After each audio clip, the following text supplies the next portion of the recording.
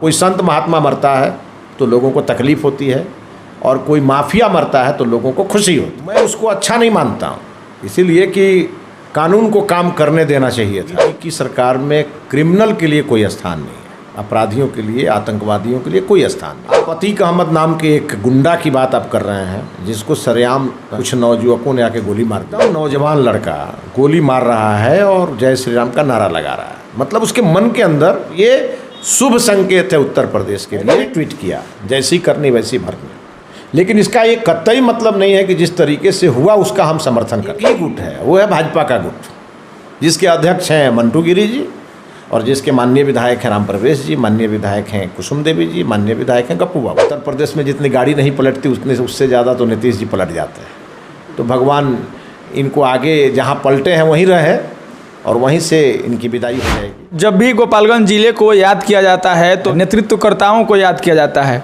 और जिले में अगर आप देखेंगे तो ऐसा बताया जाता है कि जनाधार का नेता अगर आप ढूंढेंगे गोपालगंज जिला में, उसमें से मिथिलेश तिवारी का नाम आता है। बाकी औपचारिकता के लिए मिथिलेश तिवारी गोपालगंज के हॉट सीटों में से बैकुंठपुर के पूर्व विधायक रहे हैं और अभी वर्तमान में भाजपा के प्रदेश उपाध्यक्ष हैं। हम इनसे पहुँचे हैं तमाम बातचीत करने के लिए। यह जानेंगे कि जहां उत्तर प्रदेश को एक शासन व्यवस्था और प्रशासन व्यवस्था के तौर पे मतलब प्रमोट किया जा रहा था, वहां पर एक कुख्यात अपराधी का पुलिस महकमा के बीच में मर्डर हो जाना, इसको कैसे देखते हैं, और बाकी सारे तमाम सवालों के साथ सबसे पहले जनता न्यूज़ नेटवर्क में मैं स्वागत करता हूं सर। धन्यवाद आपका। सवाल मेरा वही रहेगा सर कि जहां उत्तर प्रदेश को, योगी जी के शासन को तमाम अन्य राज्यों से यह तुलना करते हुए दिखाया जाता है कि प्रशासन व्यवस्था, शासन व्यवस्था उत्तर प्रदेश की तरह होनी चाहिए, वहीं पर एक अतीक अहमद नाम के कुख्यात अपराधी को प्रशासन महकमा के बीच में कुछ दुर्दांत अपराधियों द्वारा मौत के घाट उतार दिया जाता है। कहीं ना कहीं उत्तर प्रदेश सरकार या प्रशासन कह सकते हैं कि मतलब यह छप रहा है कि नहीं? देखिए, एक बात तो तय है कि पूरे देश में आजकल योगी जी की सरकार की सराहना हो रही है, और ये इसलिए हो रही है कि योगी जी की सरकार में क्रिमिनल के लिए कोई स्थान नहीं है, अपराधियों के लिए, आतंकवादियों के लिए कोई स्थान नहीं है। और कई ऐसी घटनाएं हुई हैं जिस घटनाओं के कारण योगी जी की एक अलग छाप बनी है। आप अतीक अहमद नाम के एक गुंडा की बात आप कर रहे हैं, जिसको सरेआम कुछ नौजुवकों ने आके गोली मार दिया।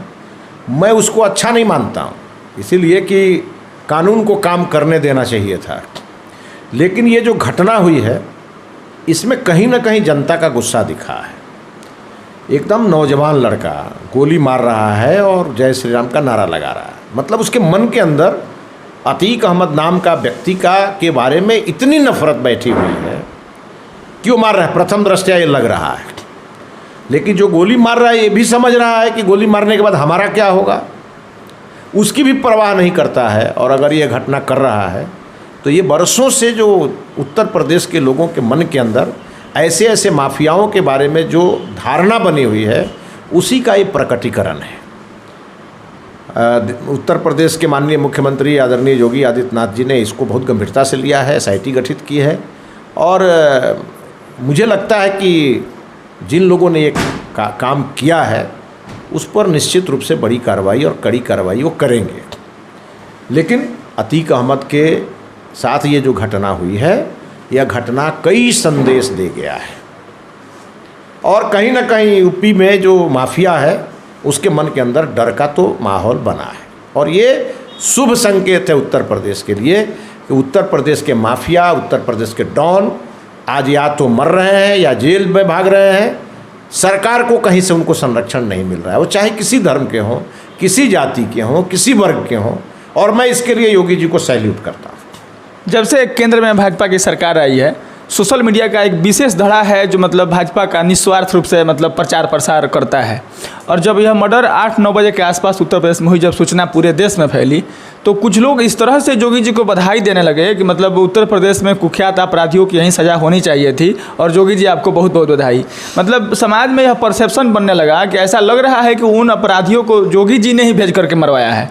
तो मतलब कम से कम आपके जो लोग सीनियर नेता हैं उनके तरफ से तो इस बात का खंडन करना ही चाहिए, क्योंकि यह सवाल इसलिए बन रहा है कि उत्तर प्रदेश के पाठक जी उप मुख्यमंत्री हैं, उस समाज से एक लड़का है, उसमें योगी जी खुद जिस समाज से हैं उस समाज का एक लड़का है, और एक मौर्य भी है।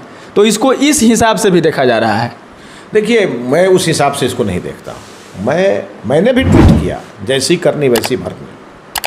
लेकिन इसका ये कतई मतलब नहीं है कि जिस तरीके से हुआ उसका हम समर्थन करते हैं। हम नहीं समर्थन करते हैं। कानून को अपना काम करना चाहिए और कानूनी रूप से होना चाहिए। ये बात तो तय है कि अतीक अहमद को सज़ा होनी थी, लेकिन कानून की सज़ा ना हो करके और नौजवानों ने उनको सज़ा दे दिया है। ये अच्छी बात नहीं है। लेकिन तब है कि इसमें सरकार तो दोषी है नहीं। और जो पब्लिक परसेप्शन बना है कि यूपी में गुंडागर्दी करोगे तो मरोगे ही, ये जो माफिया है उनके मन के अंदर ये डर पैदा करता है। और यही कारण है कि यूपी की जनता खुश है। तो ये इसलिए हुआ है कि हमारे देश की जो कानून व्यवस्था है कि एक अपराधी को बरसों बरसों लग जाते हैं सज़ा होने में। तो कई बार जनता को लगता है कि भाई ये इतना दिन के बाद सज़ा होगा तो इसका क्या फ़ायदा है, और इसीलिए कई बार जनाक्रोश पैदा होता है। और जनाक्रोश पैदा होता है तो ऐसी घटनाएं होती हैं। मुझे लगता है कि योगी जी ने पिछले 7 वर्षों में उत्तर प्रदेश को बहुत ट्रैक पर लाया है। और ये केवल अतीक अहमद के साथ ऐसा नहीं हुआ है, बहुत विकास दुबे की घटना आप ले लीजिए। तो कहाँ किसने इसको गलत माना है? किसी ने गलत नहीं माना है। घटनाएं होती हैं। हाँ, कोई संत महात्मा मरता है तो लोगों को तकलीफ़ होती है, और कोई माफिया मरता है तो लोगों को खुशी होती है। चलिए, अब उत्तर प्रदेश से हम निकल के आते हैं। जब एमएलसी चुनाव था अपने ज़िले में, तो तमाम भाजपा के कार्यकर्ता एड़ी चोटी लगा करके गप्पू बाबू को एमएलसी बनाया। उसमें आपका भी सहयोग रहा है। लेकिन अभी जो जिला अध्यक्ष का चुनाव हुआ है उसमें मतलब हमारे टीम द्वारा जो अनुसंधान किया गया है, भाजपा अपना मतलब गोपालगंज भाजपा जो है वह लगभग 2-3 गुटों में बढ़ती हुई दिख रही है। और यह भी देखा जा रहा है कि मतलब जो अभी वर्तमान एमएलसी साहब हैं, मिथिलेश तिवारी हैं, ये लोग कभी कई मंचों पर एक साथ मतलब जब चुनाव जीत करके आए थे तो देखा जाता था।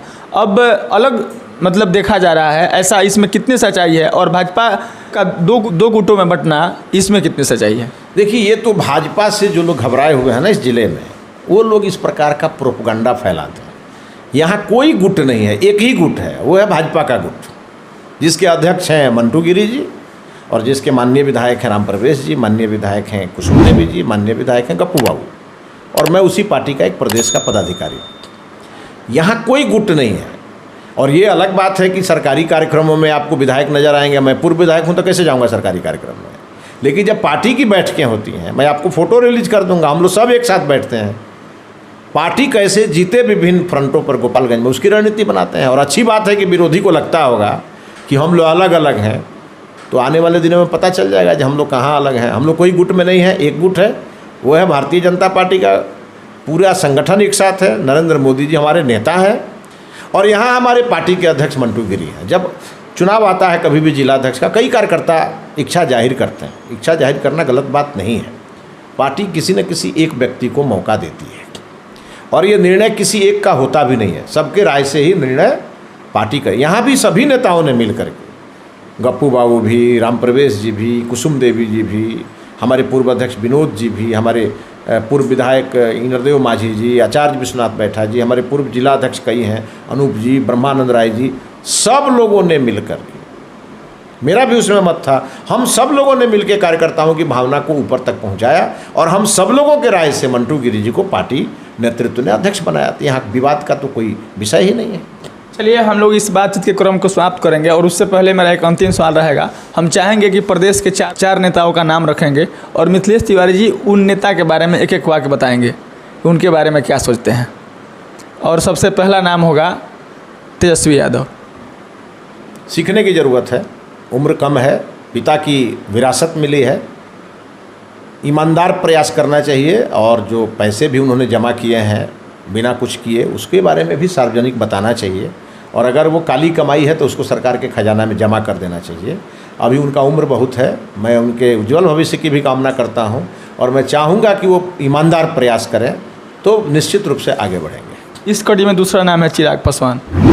देखिए, चिराग पासवान के बारे में जब माननीय रामविलास पासवान जी कहते थे कि मैं वहाँ चिराग जलाने निकला हूँ जहाँ बरसों से अंधेरा है, तो आज तो सचमुच नीतीश कुमार जी ने बिहार को अंधेरे में, पूरी तरह बिहार को अंधेरे में ढकेल दिया है, और रामविलास जी का वो चिराग जलता हुआ दिया के समान दिख रहा है। भारतीय जनता पार्टी उनके रोशनी को संभालने का काम कर रही है। मैं चिराग पासवान जी के भी भविष्य के लिए मंगल कामना करता हूँ। इसी कड़ी में तीसरा नाम है श्री नीतीश कुमार। अब उनके बारे में क्या कहें। उत्तर प्रदेश में जितनी गाड़ी नहीं पलटती उतने उससे ज़्यादा तो नीतीश जी पलट जाते हैं। तो भगवान इनको आगे जहाँ पलटे हैं वहीं रहे और वहीं से इनकी विदाई हो जाएगी। उन्होंने बड़ा लंबे समय तक बिहार का नेतृत्व किया है। और मैं एक ही बात कहूँगा कि नीतीश जी का जब भी इतिहास लिखा जाएगा तो शराबबंदी ज़रूर लिखा जाएगा। एक अच्छा प्रयास था। मैं एमएलए था, मेरे उपस्थिति में विधानसभा में हम सभी लोगों ने समर्थन किया था, लेकिन कभी ये नहीं सोचा था कि एक ऐसे नीतीश कुमार मुख्यमंत्री बिहार के होंगे कि जिनके जिद के कारण शराबबंदी पूर्णतः लागू जरूर होगी, पूर्णतः सफल नहीं होगी। शराब बंद जरूर होगा और घर घर में मिलेगा और निर्दोष लोग जेल में बंद किए जाएंगे और दोषी लोगों को छोड़ा जाएगा। इस कड़ी में अंतिम नाम होगा सम्राट चौधरी। बहुत ही अच्छा नाम आपने कहा। भारतीय जनता पार्टी के उम्मीदों के सम्राट हैं। भारतीय जनता पार्टी ने उन्हें बिहार प्रदेश के अध्यक्ष की कमान सौंपी है और एक ऐसे नेता हैं पारस पत्थर के जैसे, जिसको भी छूते हैं वो सोना बन जाता है। हमारे यहाँ पंचायती राज विभाग के वो मंत्री थे जिस विभाग को कोई नहीं जानता था। माननीय सम्राट चौधरी जी उसके मंत्री बने और जिस प्रकार से पूरे बिहार में जनप्रतिनिधियों का सम्मान उनके कारण बढ़ा और सम्राट चौधरी जी की जय जयकार हर जगह हुई। और आज तो नीतीश कुमार जी को जिस प्रकार से वो टक्कर दे रहे हैं, तेजस्वी यादव का जिस प्रकार से वो पसीना छुड़ा रहे हैं, ऐसा लगता है कि भारतीय जनता पार्टी के अध्यक्ष के रूप में सम्राट जी सबसे सफल अध्यक्ष साबित होंगे और भारतीय जनता पार्टी को सत्ता में लाने का काम करेंगे। चलिए, बहुत बहुत धन्यवाद। बाकी आप लोगों से ज़रूर मैं यह कहूँगा कि ये मिथिलेश तिवारी हैं और जिले नहीं प्रदेश स्तर पर एक बड़े नेता के तौर पे इनको जाना जाता है। और जहाँ रह गई बात रखने की और बात करने की, तो एक बेहतर वक्ता के तौर पे भी इन्हें याद किया जाता है और जाना जाता है। बहरहाल मैं चाहूँगा कि मिथिलेश तिवारी से और कई सवाल हो सकते हैं और क्या सवाल पूछा जा सकता है, यह तमाम सवाल आप हमारे इस वीडियो के कमेंट बॉक्स में ज़रूर पूछिएगा। तब तक के लिए धन्यवाद।